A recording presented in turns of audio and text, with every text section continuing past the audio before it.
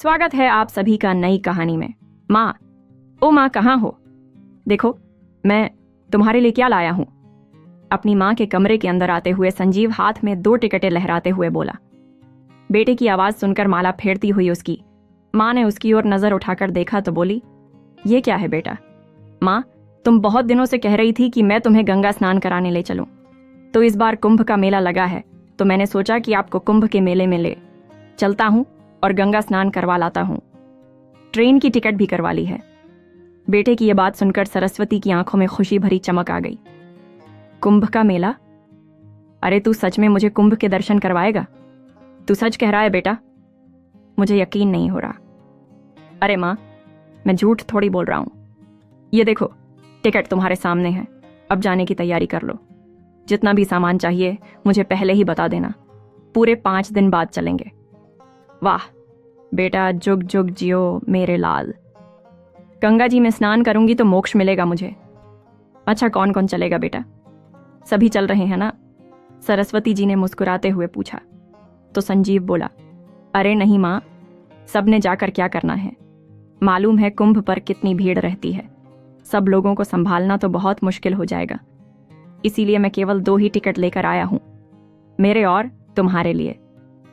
बेटे की इस बात को सुनते ही सरस्वती जी की नजरें अपनी बहू दीपा की ओर गईं और सोचने लगीं कि बेटे के साथ अकेले जाऊंगी तो बहू नाराज तो नहीं हो जाएगी। फिर बोली, अरे संजीव बेटा, लेकिन इतनी उम्र में तू अकेला मुझे कैसे संभालेगा? घर में तो मैं जैसे तैसे अपना काम कर लेती हूं, लेकिन बाहर तो मेरा उठना बैठना भी बहुत मुश्किल हो जाएगा। घड़ी घड़ी मुझे सहारे की जरूरत पड़ेगी। तभी उनकी बहू दीपा बोली, अरे अम्मा, अब ये आपको ले जा रहे हैं तो संभाल भी लेंगे, और फिर हम तो कहीं ना कहीं जाते ही रहते हैं, फिर कभी चले जाएंगे। और ये भी तो सोचिए कि कुंभ का मेला हर साल थोड़ी ना आता है। फिर सरस्वती जी बोली, लेकिन बहू संजीव को मुझे संभालने में परेशानी होगी। तो उनकी ये बात सुनकर उनका बेटा संजीव हंस पड़ा और बोला, माँ, अब तुम्हें अपने बेटे पर विश्वास भी नहीं है। अरे जैसे आप मेरे बचपन में मेरा ख्याल रखती थी, वैसे ही मैं भी आपका ध्यान रखूंगा। आपका हाथ मैं कभी नहीं छोड़ूंगा।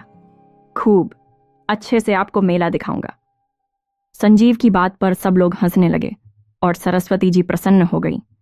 उनकी बहुत समय से हो रही इच्छा पूरी होने जा रही थी। कितनी बार संजीव से कह चुकी थी कि मरने से पहले एक बार मुझे कुंभ का स्नान करवा दें।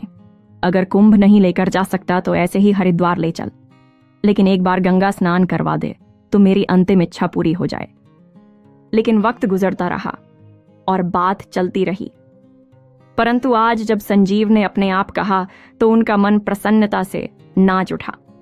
आज तो वे अपने बेटे और बहू को आशीर्वाद देते नहीं थक रही थीं। हरिद्वार जाने के लिए वे दोनों ट्रेन में बैठ गए और सरस्वती जी का तो सफर में बुरा हाल हो रहा था। 2 दिन और 1 रात का सफर था। बेटे का हाथ थामे बार बार बाथरूम जाती रही, लेकिन जैसे ही ट्रेन खिसकने लगती तो पांव डगमगाने लगते। किसी तरह गिरती पड़ती सीट तक पहुंच पाती थी। अरे माँ, संभालो अपने आप को, अभी तो सफर शुरू ही हुआ है, आगे कैसे करोगी? हाँ बेटा, कोशिश कर रही हूँ संभालने की, पर उम्र हो गई है ना, हाथ की पकड़ भी ढीली हो चुकी है और पांव भी डगमगा जाते हैं। बेबस होते हुए सरस्वती जी बोली तो संजीव ने कहा, कोई बात नहीं माँ, मैं हूं ना, मैं सब संभाल लूंगा। यह सुनकर सरस्वती जी की आंखें ममता भरे आंसुओं से भर उठीं। रात के समय ट्रेन की छुक छुक और सीटी की आवाज ने सोने भी नहीं दिया। रह रहकर सोचती कि फालतू में ही मैंने संजीव को तंग किया, वो भी पूरी रात जगता रहा। इससे तो अच्छा गंगा जल घर पर लाकर उसी से नहा लेती। अब मुझे समझ आ रहा है कि क्यों संजीव हर बार मेरी गंगा नहाने की बात को टाल देता था। खैर, भगवान का नाम जपते जपते किसी तरह सफर पूरा हुआ। गाड़ी रुकी तो प्लेटफार्म की भीड़ भाड़ को देखकर सरस्वती जी हैरान रह गई। संजीव ने दोनों थैले अपने कंधे पर लटकाए और अपनी माँ का हाथ पकड़कर स्टेशन से बाहर ले आया। उसी समय काली घटाएं छाने लगीं और ठंडी ठंडी हवाएं चलने लगीं। अरे बेटा, मुझे तो बहुत ठंड लग रही है। ये मौसम को भी आज ही बिगड़ना था क्या? ना जाने कब बरसने लगेगा। माँ की ये बात सुनकर संजीव बोला, माँ, थोड़ी देर हम स्टेशन पर ही बैठते हैं, मौसम ठीक होने पर ही बाहर निकलेंगे। थोड़ी देर बाद संजीव उठकर कहीं चला गया और जब लौटा तो उसके हाथ में चाय के 2 कुल्हड़ और गर्मा गर्म पकोड़ों की थैली थी। माँ बेटे ने वहीं बैठकर सुकून से चाय पी और पकोड़े खाए। थोड़ी ही देर में सरस्वती जी को नींद आने लगी तो वहीं टेक लेकर आंखें मूंद लीं। करीब 1 घंटे के बाद जब बारिश थम गई और सूरज निकल आया तो बारिश के कारण रेलवे स्टेशन पर जो भीड़ बढ़ गई थी वो भी अब छंटने लगी थी। दोनों माँ बेटा एक ऑटो रिक्शा पकड़कर कुंभ के मेले तक पहुंच गए। मेले की शुरुआत में ही रिक्शा वाले ने उन्हें उतार दिया था। करीब 1-1.5 किलोमीटर पैदल चलकर गंगा घाट तक पहुंचे तो गिरते पड़ते बड़ी मुश्किल से उन्हें एक डेरे में जगह मिल पाई। संजीव ने वहीं चादर बिछाकर अपना सामान रख दिया और माँ का हाथ पकड़कर गंगा नहाने ले गया। सरस्वती जी ने अपने जीवन भर में इतनी भीड़ कहीं नहीं देखी थी। कहीं लाउडस्पीकर का शोर मच रहा था तो कहीं भजन चल रहे थे, कहीं गंगा मैया की जय जयकार करते लोग घूम रहे थे तो कहीं साधु संतों के प्रवचन।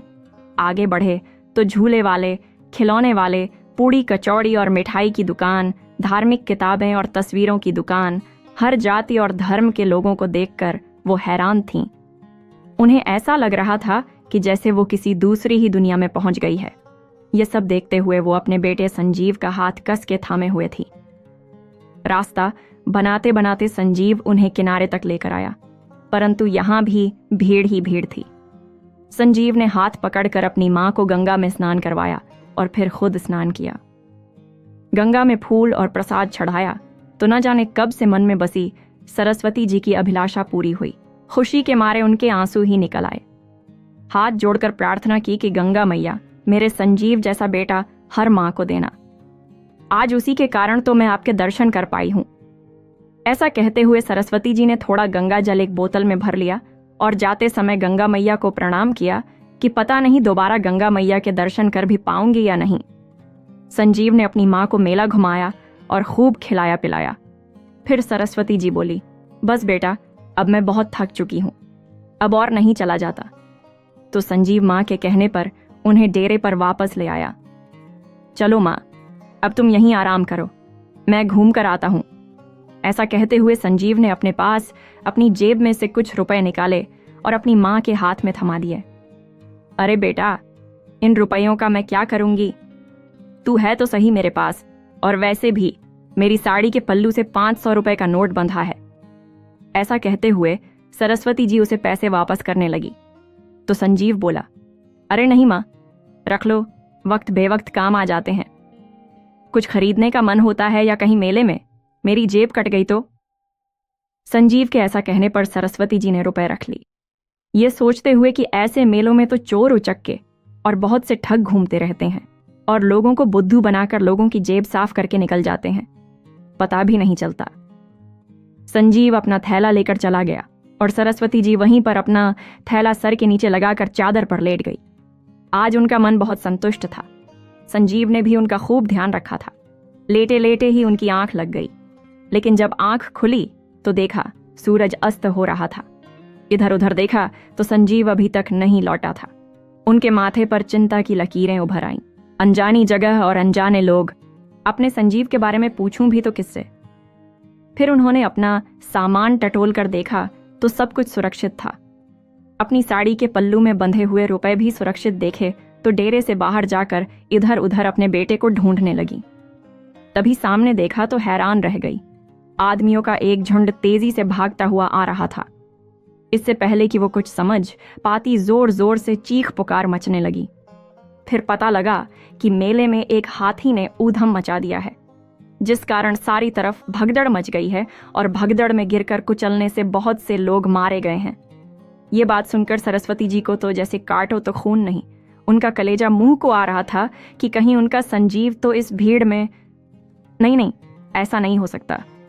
ऐसा कहते हुए सरस्वती जी एक यात्री से जाकर पूछने लगी, भैया ये किस समय की बात है? फिर उसने बताया, माँ जी करीब 4 बजे की बात है। जब साधु हाथियों पर बैठकर स्नान करने जा रहे थे तो उनमें से एक हाथी बिगड़ गया, जिस कारण ये कांड हो गया। जितने भी लोग जख्मी हुए हैं उन्हें अस्पताल पहुंचाया जा रहा है और जो लोग मर गए हैं उन्हें सरकारी गाड़ी से उठाया जा रहा है। क्या आपका भी कोई लापता है? उस व्यक्ति की बात सुनकर सरस्वती जी की आंखों में आंसू आ गए और रोते हुए बोली, क्या बताऊं बेटा, मेरा बेटा भी 1 बजे सिनेमेला घूमने के लिए निकला था, लेकिन अभी तक नहीं लौटा। लेकिन माँ जी, उसकी कोई फोटो तो होगी। फोटो तो नहीं है मेरे पास बेटा। अब क्या करूं? सरस्वती जी रोते हुए बोली। माँ जी, आप रोइए मत। देखिए, सामने वो पुलिस चौकी है, आप वहीं जाकर पता कर लीजिए।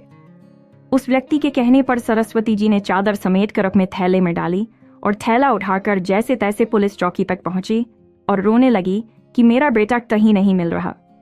तभी एक दयालु पुलिस वाला उनके पास आया और बोला, माँ जी हौसला रखिए, आइए मेरे साथ, मोटरसाइकिल पर बैठिए।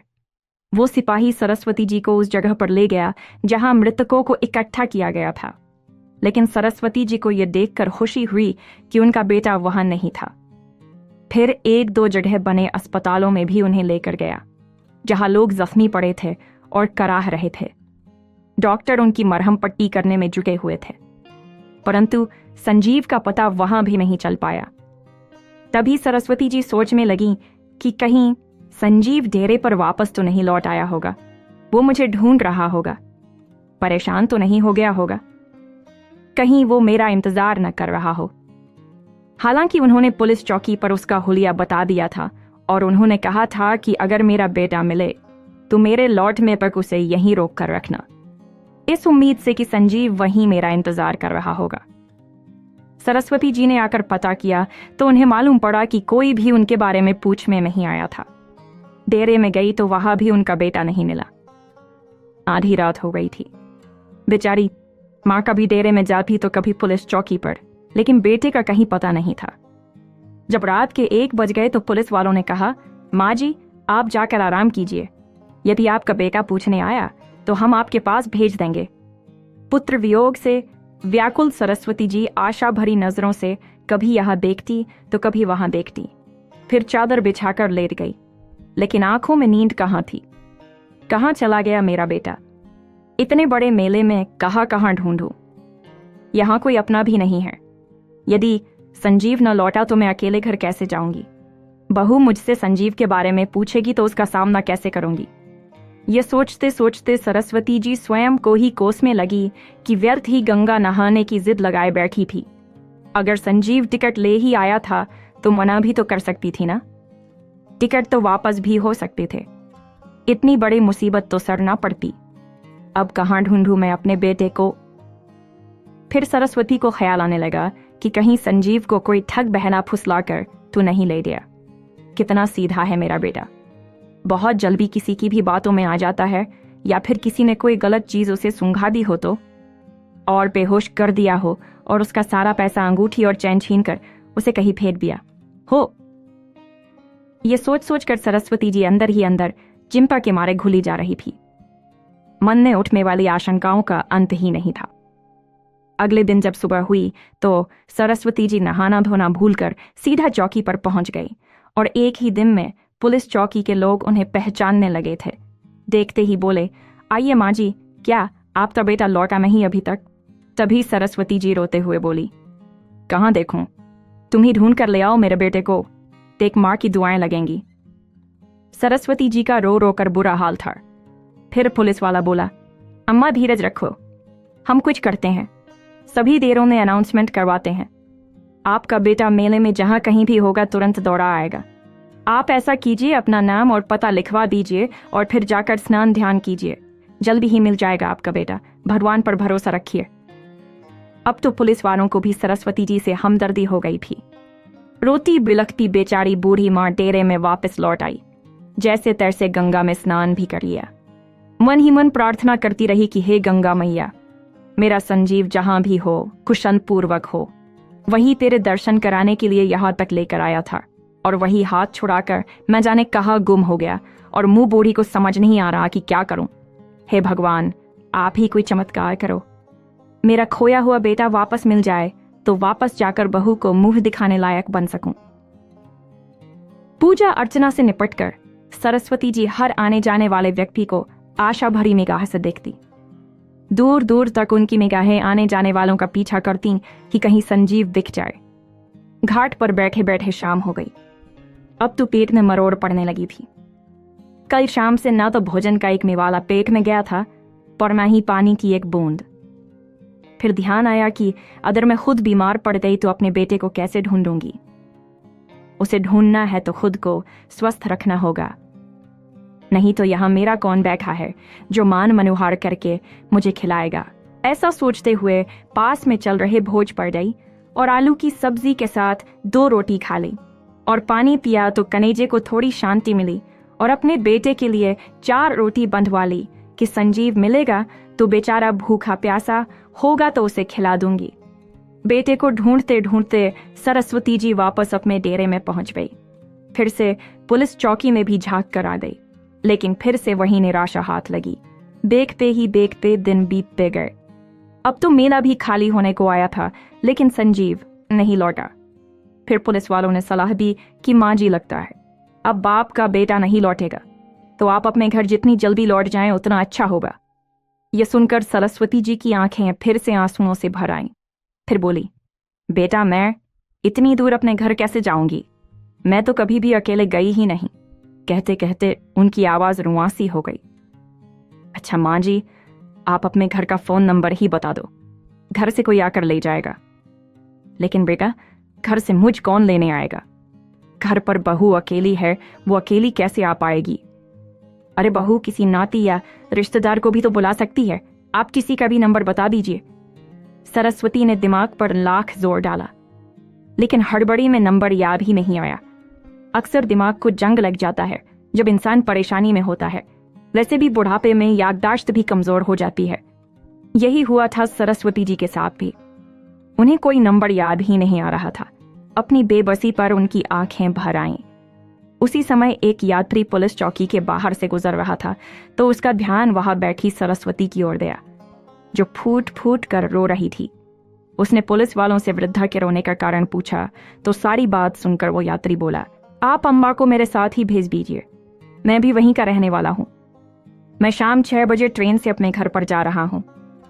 आप कहें तो इन्हें साथ लेता जाऊंगा और उसके बाद उनके गांव जाने वाली बस में बैठा दूंगा। वह आराम से अपने गांव पहुंच जाएंगी। पुलिस वालों ने सरस्वती जी को उस अनजान व्यक्ति के साथ रवाना कर दिया और उसका पता और फोन नंबर अपने पास लिख कर रख लिया। सरस्वती जी उनके साथ जा तो रही थी, पर मन के किसी कोने में एक डर भी था कि कहीं ये व्यक्ति कोई ठग ना हो। परंतु और कोई चारा भी नहीं था उस पर विश्वास करने के अलावा, वरना इस अनजान जगह पर कब तक रहती। लेकिन उस व्यक्ति ने सरस्वती जी के मन की बात जैसे पढ़ ली हो। वह बोला, अम्मा जी आप चिंता मत कीजिए, आपके गांव के पास के गांव में ही रहता हूं, भरोसा रखिए मुझ पर। यदि आप कहेंगी तो आपके घर तक भी छोड़ दूंगा। फिर सरस्वती जी बोली, अरे नहीं भैया, विश्वास के सहारे ही तुम्हारे साथ आए हैं। तुम मुझे अपने साथ लेकर आए हो, क्या इतना उपकार कम है? ट्रेन से उतरने के बाद मुझे बस में बैठा दोगे तो मैं अपने गांव पहुंच जाऊंगी। बस मुझे तो एक ही बात का गम सताए जा रहा है, न जाने मेरा बेटा कहाँ होगा, किस हाल में होगा। 2 दिन बाद जब सरस्वती जी बस से उतरी तो पैदल ही अपने घर की ओर चल पड़ी। लेकिन बेटे की अनुपस्थिति में उसका मन भारी हो रहा था। समझ नहीं आ रहा था कि बहू का सामना क्या कहकर करेंगी, क्या बताएगी कि संजीव कहाँ है। इसी उधेड़-बुन में जैसे तैसे घर के द्वार तक पहुंची तो देखकर हैरान रह गई कि वहां तो खूब चहल पहल थी। घर के बाहरी हिस्से में सफेद रंग का टेंट लगा हुआ था जहां भोज चल रहा था। एक बार सरस्वती जी को लगा कि वह गलती से किसी और जगह पर पहुंच गई है, लेकिन जैसे ही वह बाहर की ओर जाने लगी तभी उनके पोते और पोती की नजर अपनी दादी पर पड़ी।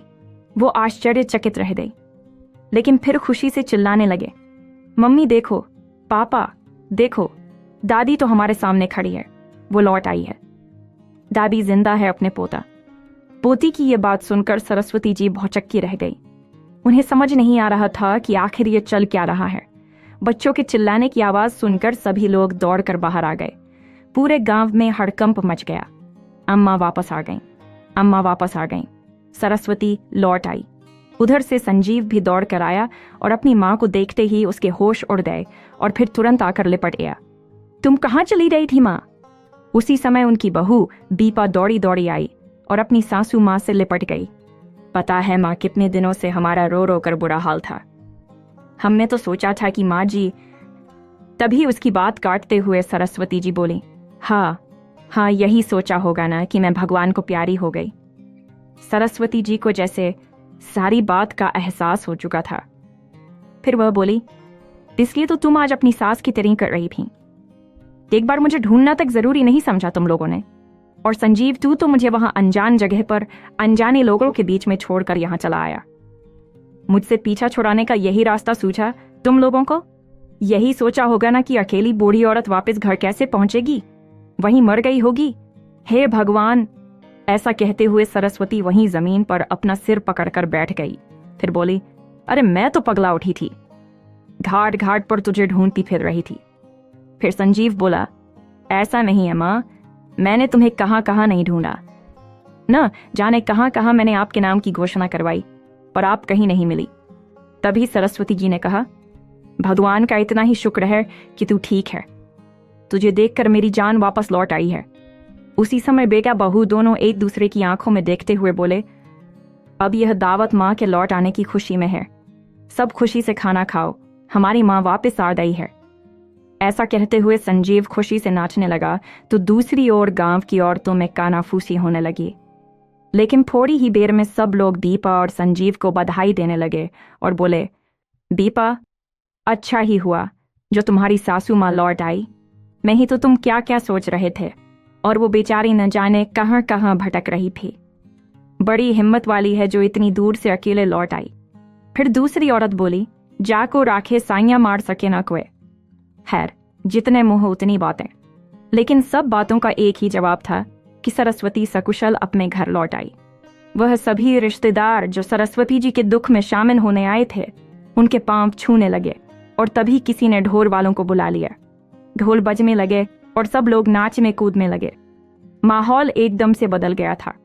उधर अपने बेटे संजीव को अपने सामने सुरक्षित देखकर सरस्वती जी भी सब कुछ भूल गई।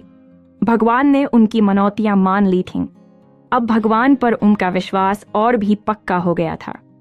सभी रिश्तेदार और पड़ोसी खा पी कर अपने अपने घर चले गए थे।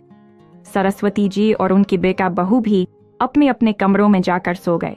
कितने दिनों बाद आज सरस्वती जी निश्चिंत होकर सुकून से सोई थीं। लेकिन अचानक ही उनकी रात में नींद खुली। उनका गला सूख रहा था। पानी पीने के लिए उठी तो देखा कि संजीव के कमरे की बत्ती जल रही थी और धीरे धीरे कुछ बोलने की आवाजें आ रही थीं। आखिर ये लोग इस समय जाग क्यों रहे हैं? इस प्रश्न के साथ वो जैसे ही उनके कमरे की ओर बढ़ी तो जो कुछ उन्होंने सुना उन्हें अपने कानों पर यकीन नहीं हुआ। दीपा संजीव से कह रही थी, तुमने तो कहा था कि मैं माँ को ऐसी जगह ठिकाने पर लगा कर आऊंगा कि उसके बाद तुम्हें उनसे हमेशा के लिए छुटकारा मिल जाएगा। लेकिन देखो, तुम्हारी माँ तो कुछ ही दिनों में वापस आ गई। फिर संजीव बोला, अरे माँ को कुंभ के मेले में छोड़ आया था, जहां इतनी भीड़ और भगदड़ रहती है। मैंने तो सोचा ही नहीं था कि ऐसी जगह से और इतनी दूर से भी माँ वापस लौट कर आ सकती है। लेकिन दीपा, जो हुआ अच्छा ही हुआ, क्योंकि जब से मैं माँ को छोड़कर आया था मेरी आत्मा मुझे धिक्कार रही थी कि मैंने अपनी माँ को त्यागने का या उन्हें मारने का बहुत बड़ा पाप किया है। सारा दिन मैं यही सोचता रहता था कि माँ भूखी प्यासी कहाँ कहाँ भटक रही होगी, जिंदा भी होगी या नहीं। मेरी माँ ने तो मुझ पर विश्वास किया था और मैंने उनके साथ इतना बड़ा विश्वासघात कर दिया। माँ को इस प्रकार गंगा घाट पर छोड़कर आने का अपराध मुझे अंदर ही अंदर खा रहा था। और दीपा, तुम माँ के आने पर परेशान मत होना। जहां इतना समय माँ को झेला है वहां कुछ समय और अच्छा हुआ माँ लौट आई। मैं माँ की मृत्यु का कारण बनते बनते रह गया। भगवान तेरा लाख लाख शुक्र है। इतनी बात सुनते ही सरस्वती जी के पैरों तले जमीन कांपने लगी और कुंभ के मेले का सारा दृश्य उनकी आंखों के सामने आने लगा। क्योंकि पिछले दिनों उन्होंने लगभग सारे कुंभ के मेले में घूम लिया। अपने बेटे के नाम की जगह जगह पर घोषणा करवाई, पर अपने नाम की घोषणा तो मैंने कहीं सुनी ही नहीं थी। कितना बड़ा झूठ बोला था संजीव ने मुझे। वो मुझसे मुक्त होने के लिए ही मुझे कुंभ के मेले में लेकर गया था, और मैं इतना बड़ा बोझ बन चुकी थी अपने ही बेटे के ऊपर कि वो मुझे जीते जी मारना चाहता था। ये सब सोचते सोचते सरस्वती जी की आंखों के आगे अंधेरा छाने लगा। इससे पहले कि वो खुद को संभाल पाती, वो धड़ाम से जमीन पर गिरी। एक बूढ़ी माँ सब कुछ झेल रही थी, पर यह सदमा वो न झेल सकी। आज सच में उस बूढ़ी माँ को अपनों से मोक्ष मिल गया था। ऐसी ही कहानियां सुनने के लिए चैनल को सब्सक्राइब करें और पसंद आए तो लाइक करें। देखने के लिए धन्यवाद।